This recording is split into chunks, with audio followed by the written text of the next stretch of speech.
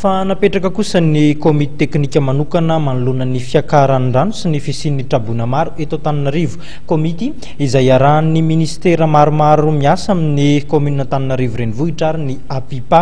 Izao moa natao dia entina hanatsarana indrindra amin'ny famoahan-drano amina toerana maromaro ary mba hatanteraka izany tsy maintsy irosona ny fandravana ireo trano izay manelingelina ny famoahana rano ho an'ny Antananarivo sy ny manodidina. Fanampanazavana.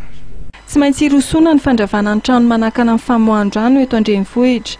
Ho fitsonjovana ny tombotsoa-imbonana ary hisorohana ny fiakaran-drano eto Antananarivo no nandraisana io fepetra vonjy-maikio hoy ny avy amin'ny komite teknika manokana. Efa mandeha ny fanadihadiana ataon'ny komite manokana miaraka amin'ny ministeran'ny fitsarana.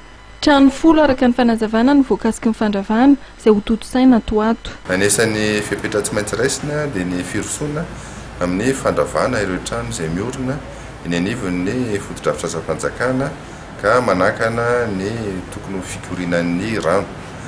Fa anisan'ny fepetra anankiray ihany koa izay tapahana teo anivon'ny fitondram-panjakana dia ny ametrahana mesure d'accompagnement ho an'ireo olona izay tratran'ny fiakaran'ny tondra-drano nareo olona sinistre zany.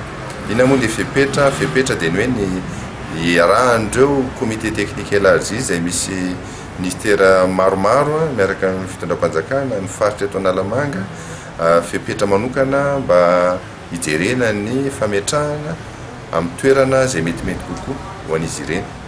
Izany fepetra izany moa zany dia manaraka ny ataontsika hoe ny lalàna misy eto amintsika ary mikasika an'ilay fandravana trano manokana dia efa nisy ny requête napetraka ny teo anivon'ny commune sy ny ministera-panjakana tany amin'ny tribunal administratif ary efa nisy ny fidinany teny anivon'ny ministère de justice teny atoerana ka ivoaka atoato ny didy amin'ireo fandravana trano.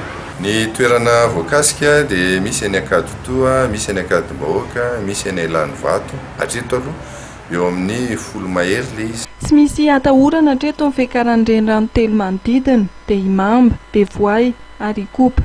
Ny fahatombanan'ny fivoahan-drano izay mitarika fiandronan'ny rano anatin'ny tanàna Antananarivo ny tena mametraka olana hoy ny avy amin'ny APIPA. Mampatsiahy foana ny fitondram-panjakana mba hiaina ny filazam-baovao dia ny cellule de crise zany no mampafantatra ny olona hoe ny toeranesy dia tokony elana, toeranesy dia tokony elana satria ho avy mitondra-drano.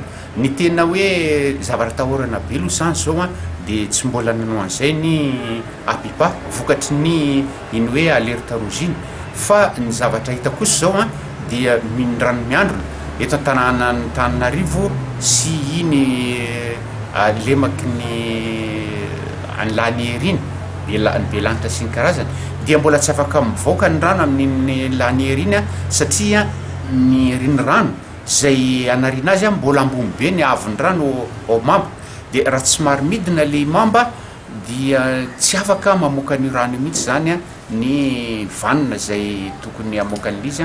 Momba ny fifolohan'ny soavina manokana izay voavaky ny faran'ny herinandro teo dia nilazany avy amin'ny APIPA fa tsy misy fanamboarana azo atao raha tsy mitsika ny rano.